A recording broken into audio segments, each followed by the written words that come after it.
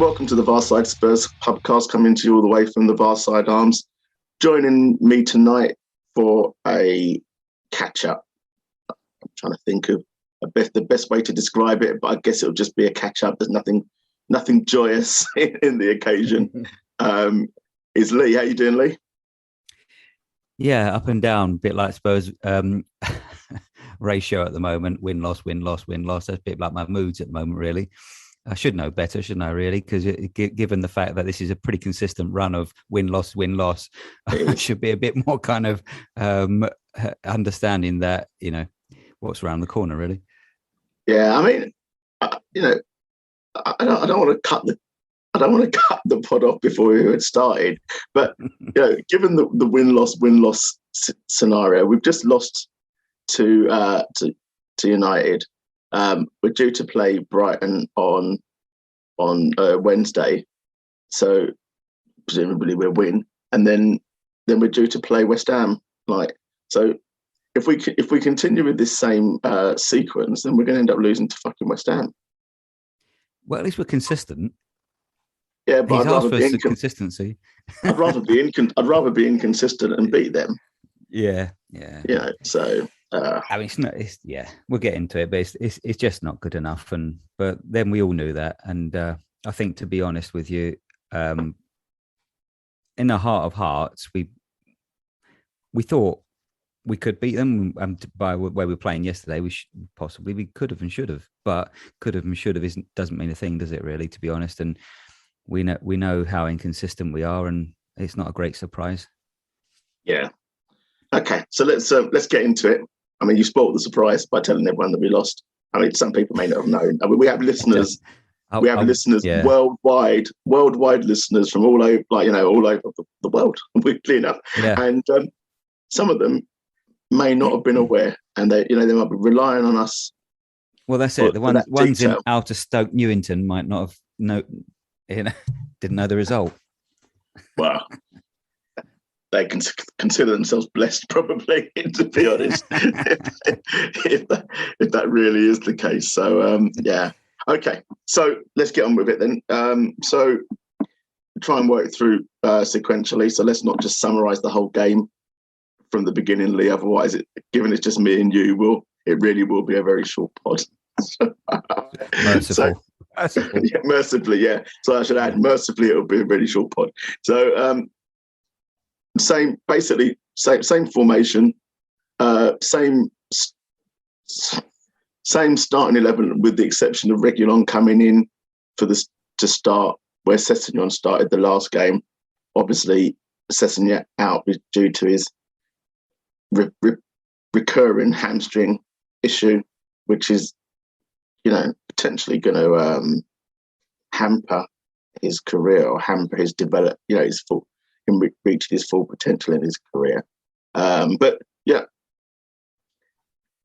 I guess everyone would look at that and think we've just won the previous game. So we don't, and we won convincingly the Everton game. So you'd be happy with that starting 11. I would have thought. Yeah, absolutely, Steve. And I thought it was a good lineup. I think one of the features of Conte's leadership and his management is he keeps a pretty consistent team. There's not a lot of rotation happening, only if it has to happen, which of course this did. It is a great shame, because I think actually Sessegnon was starting to come into a bit of form, and some of his crosses were looking really good. And he is a very talented player, but one that seems fragile in confidence. And so that run of games did him a power of good. But then Reggie came in, and I mean, to be honest, when you look at the lineup, you thought, that's as best as it could be. I didn't particularly have any fears about Reggie playing there, because I thought he could probably, be quite aggressive down that flank. But he proved otherwise, and I thought he really had a pretty inconsistent game, to be honest. Well, that just sort of sums us up, but we won't dwell on that. But so, I mean, just quickly dwelling on this this consistency with with Conte and sticking with that sort of 11. Apart from anything, do you think it's due to balance, or do you think it's basically based on the fact that, you know, he feels that those players are, you know, were performing despite maybe the actual results? Because, you know, as we know, we've kind of win one, lose one, win one. So despite the actual results, do you think that he feels that those players are generally doing sufficiently well in the role to not warrant significant rotational changes? I think he just goes with what he thinks is his best team all the time. And, you know, I don't see anything wrong with that, to be honest. And I know in the past we've had managers that like to rotate and keep things fresh, but I don't think he's that kind of manager. I think he realised, you know, he just says, right, just whatever game, we'll play our best team every time. And a lot of fans have been crying out for that, to be quite honest. So, you know, I don't mind that sort of consistency. Yeah. And change it when you need to change it. But there's two layers to it. We don't have the depth. You know, there's no one really. I mean, we've got a few players that can come in and do a job, but they're not going. They tend to unbalance the side, and in the end, like what we did yesterday, really, you end up having this kind of top heavy side trying to get the get back into the game, but it completely unbalances it. You know, we're wide open afterwards.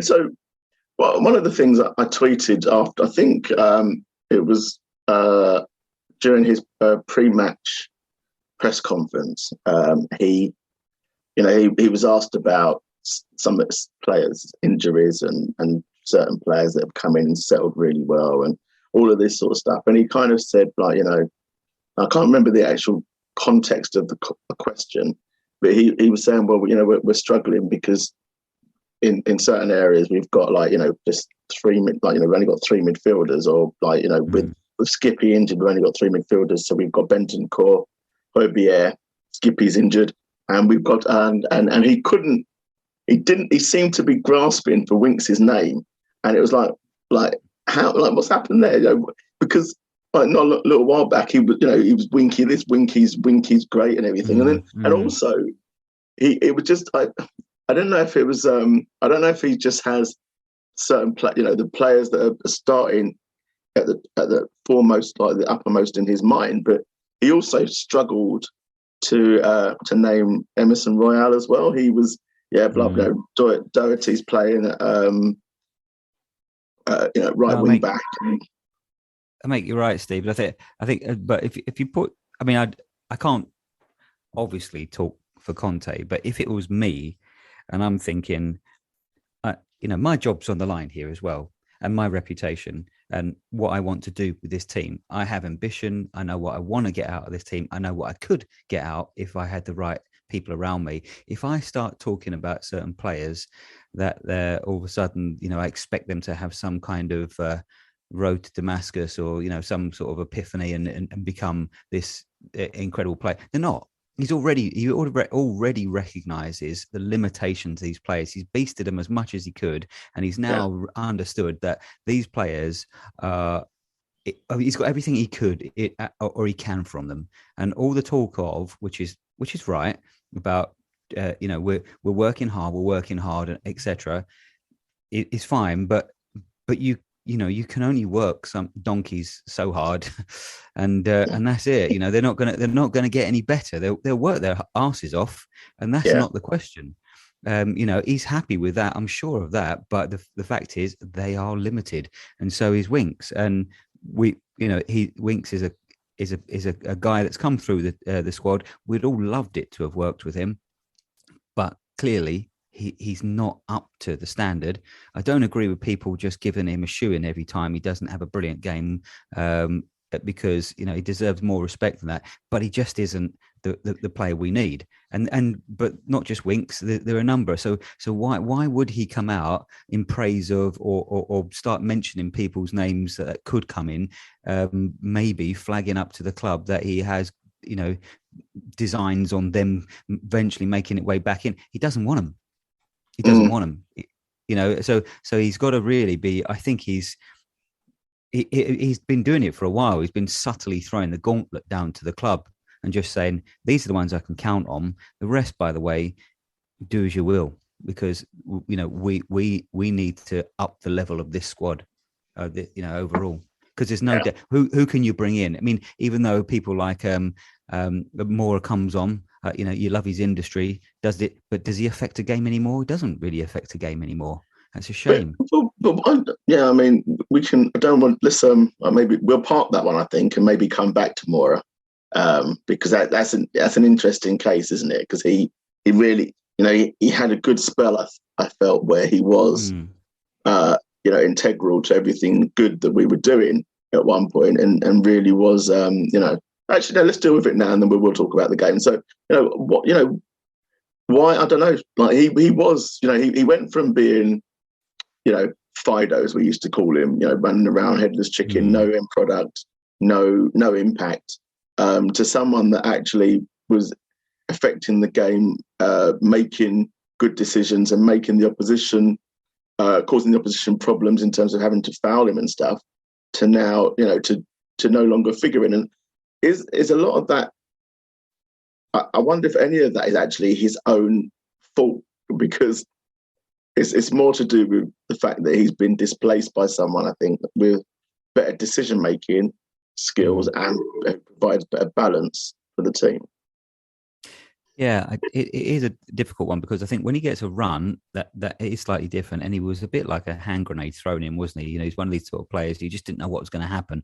But Conte doesn't really want that. I think he wants to know and count on what's going to happen, because he kind of rehearses, doesn't he? From what I'm led to believe, it's like every move is rehearsed within an inch of its life.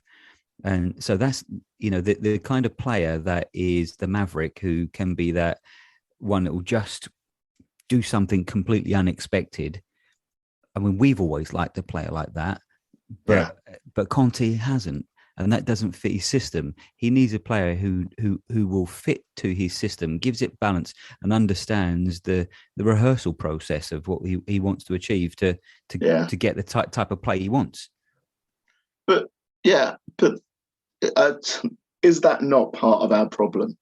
That when we're up against a Burnley or a Middlesbrough or a Wolves or whoever, and they're sitting deep, and our patterns, our rehearsed patterns of play, and not and not working, and people are not we're not making any progress against the opposition, that you need someone who's unpredictable, who can carry the ball, who can engender panic in the opposition. That's something that you need. You need that unpredictability to constantly do the same moves or the same thing. When it's not working, surely is not advisable. It's not clever. I can see where you're coming from. I agree.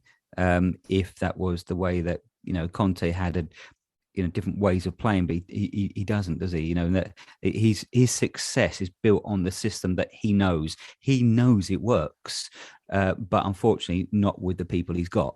He needs other players to come in. So arguably, I think you're right, Steve, in that perhaps he might need to be more flexible until we get those players, and a player like that could turn a game, which is probably why obviously he brings him on in the last minutes, hoping that might happen. But it is just nothing about the system suits that way anymore, and I think we might get lucky, but ultimately it is just about a game of chance there. But this is one of the issues here, that those sort of players ultimately won't be around for too much longer, I wouldn't have thought, because he needs a certain type of player, and if he gets them, then we will win things, I'm sure of it. But will he get them? And that's a whole nother story, isn't it? That is, and that's something I think we'll touch on later on.